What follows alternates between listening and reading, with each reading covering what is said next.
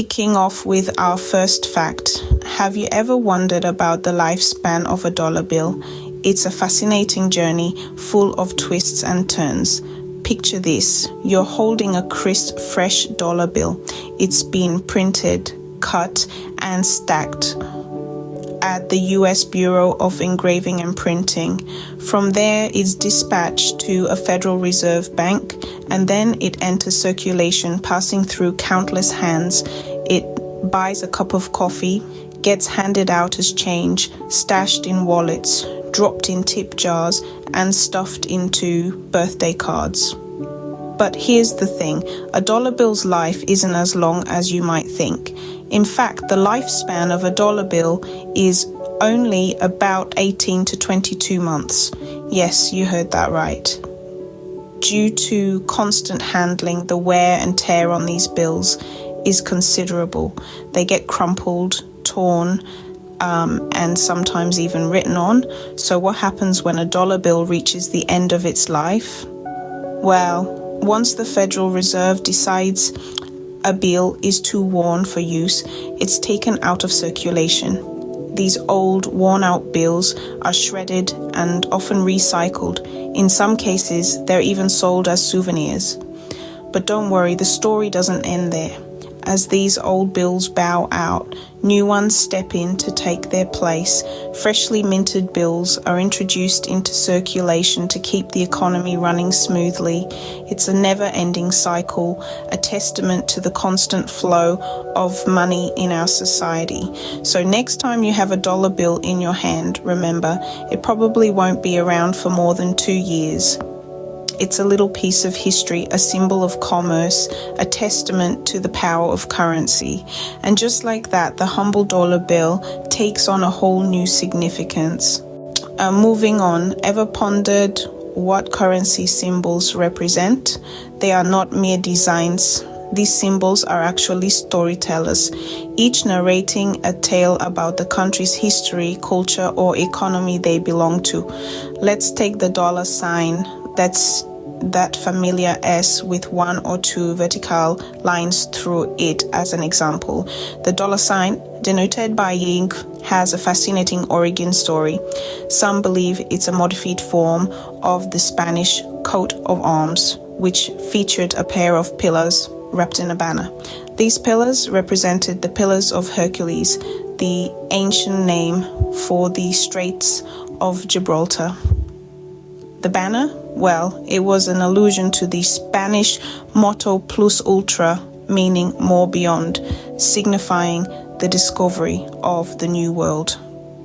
Others argue it's a simplified version of PS, an abbreviation for pesos, a common currency during the Spanish colonial era.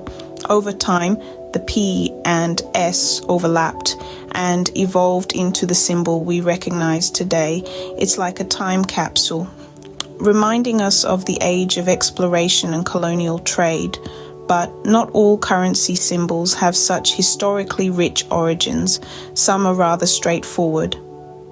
Take the British pound sign, G, for instance. It's an ornate L representing the Latin word libra, which means pound. Simple, right? Then there's the euro, or a symbol that's relatively new to the scene. The design was chosen by the European Commission in 1995. The 2 parallel lines signify stability, while the E stands for Europe. It's a symbol of unity and stability, reflecting the aspirations of the European Union. So, those seemingly simple symbols on your currency have quite a story to tell. They're not just there for decoration or differentiation. They're historical markers, cultural identifiers, and economic indicators. Every time you glance at a piece of currency, remember, you're not just looking at money, you're looking at a piece of an ongoing global narrative. Next up, let's talk about wealth distribution. Ever thought about how wealth is divided across the world? It's a fascinating, if somewhat sobering, topic. When we take a step back and look at the global picture, the distribution of wealth is far from even. In fact, it's staggeringly uneven. The richest 1% of the world's population possesses more wealth than the other 99% combined. Yes, you heard that right. The world's billionaires, multimillionaires, and upper crust elite hold more financial assets than the rest of the planet's population. This statistic may seem almost unbelievable, but it's a reality that underscores the stark disparities in our global economic system. These disparities aren't just about numbers. They have real-life implications influencing everything from access to education and healthcare to opportunities for entrepreneurship and innovation. Now, it's important to understand that wealth is not the same as income. Wealth is the total value of everything someone owns, minus any debts. This includes properties, investments, businesses, and even personal possessions. The concentration of such wealth in the hands of a few is a consequence of various factors. These include economic policies, tax systems, inheritance laws, and the dynamics of the global financial market. But the result is the same, a world where a small fraction of people hold a vast majority of the resources. This isn't to say that it's impossible for others to amass wealth. Indeed, there are countless stories of individuals who have risen from humble beginnings to achieve financial success. However, such stories are more the exception than the norm. As we continue to navigate the complexities of our global financial system, it's crucial to keep these disparities in mind. They remind us of the work that still needs to be done to create a more equitable world. It's a sobering fact, isn't it? The world's wealth is not as evenly distributed as we might like to think. Now let's delve into the history of credit. Did you know it's not a modern invention? Quite the contrary, the concept of credit dates back to ancient times. Let's take a trip down memory lane all the way back to ancient Babylon. In those times, merchants would extend credit to farmers. The farmers needed seeds and tools to cultivate their fields, but often didn't have the means to pay for them up front. So the merchants would provide these goods on credit, with the understanding that repayment would be made after the harvest. This arrangement was beneficial for both parties. The farmers could grow their crops without having to worry about immediate payment, and the merchants could secure future profits. It was a simple system, but it laid the groundwork for the complex credit structures we see today. Over the centuries, the concept of credit has evolved dramatically. In the Middle Ages, promissory notes were used. These were written agreements where one party promised to pay another a certain amount of money at a later date. This was a significant development because it meant credit could be extended even without physical goods changing hands. Fast forward to the modern era where credit is no longer tied to crops or physical goods.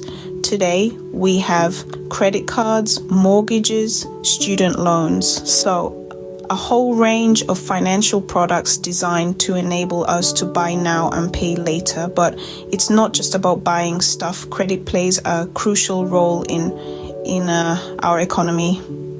It stimulates growth by allowing businesses to invest in new projects and individuals to make big purchases like houses and cars. It's a powerful tool, but also a complex one that requires responsible management. So the next time you swipe your credit card, remember you're taking part in a tradition that's been around for thousands of years. From ancient Babylonian farmers to modern day consumers, the concept of credit has stood the test of time. Interesting, isn't it? The concept of credit has been around much longer than any of us. Lastly, we're talking about coins. Have you noticed anything peculiar about them? Some of the smallest items in our pockets hold the most intriguing secrets. For centuries, coins have been more than just a medium of exchange. They are miniature canvases that bear hidden symbols or messages, often reflecting the culture, history, or values of the issuing country. Let's take the US quarter as an example. On its face, it features a familiar image, that of the first American president, George Washington. But have you ever taken a closer look? Hidden in the details of Washington's hair is what appears to be a tiny spider. But don't worry, it's not an arachnid invasion on our currency. This spider is actually the initials JF, an homage to the coin's designer, John Flanagan. Flanagan's initials were added to the quarter in 1932, and they've been a part of the coin's design ever since. This is just one of many hidden symbols you can find on coins if you look closely enough. These hidden features serve a variety of purposes. They can be a form of signature for the artist, a safeguard against counterfeiting, or simply a fun secret for those in the know. From the US to the United Kingdom, from Canada to Australia, coins around the world are filled with these hidden messages. For instance, the British 2p coin features the Prince of Wales's plume, while the Canadian loonie, as the $1 coin is affectionately called, has an 11-sided shape that symbolizes the country's cultural diversity. So the next time you look at a coin, look closely. You never know what secrets you might uncover. Coins are not just tools of commerce. They are works of art, history lessons, and treasure maps, all rolled into one. They remind us that even in the mundane, there can be mystery and wonder. Now, isn't that something worth holding on to? As we wrap up our exploration into the world of currency, it's clear that there's more to money than meets the eye. Our everyday coins and notes are filled with hidden messages and stories waiting to be discovered. And just like these currencies, our channel is a treasure trove of knowledge waiting to be unearthed. That's it for today's episode of Money Matters. If you enjoyed diving deep into the mysteries of money and unearthed something new, don't forget to hit the like button. Share this video with your friends and let them in on the secrets you've discovered.